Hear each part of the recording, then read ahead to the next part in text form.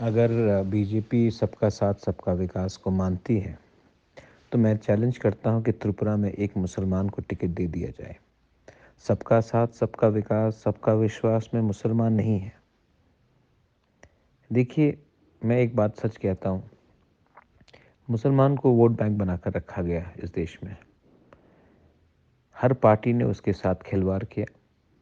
आज हमारे मुसलमान को शिक्षा चाहिए, उन्नति चाहिए, नौकरी चाहिए, एक मौका चाहिए कि उनको भी लगे कि ये उनका देश है, ये हमारा देश है, ये हम सबका देश है। लेकिन नहीं, हमने गरीब को गरीब रखा और सिर्फ इलेक्शन के टाइम वोट बैंक पॉलिटिक्स किया। टिपरा मोथा हाँ इतना पावरफुल पार्टी नहीं है, लेकिन ये पार्टी मेरा पार्टी है, हमारा पार्टी है, और इसमें हम सबके लिए बात करते हैं।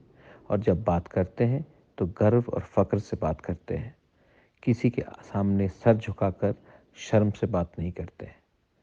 अगर फिर से मैं पूछ रहा हूँ, आप सबका साथ सबका विकास चाहते हैं तो मैं चैलेंज करता हूँ कि एक मुसलमान को टिकट दे के दिखाइए कि आप इस देश में सबका साथ सबका विकास चाहते हैं।